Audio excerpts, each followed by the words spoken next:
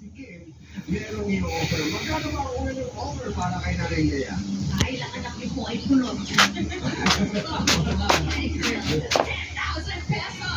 10,000 pesos! What? Alipa! Oh, kuyawa sa lawi ni. Tulik oh.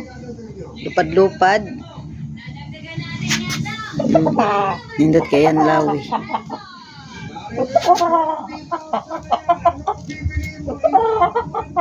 Nindot man na kayo ang lawi ng buliklik na.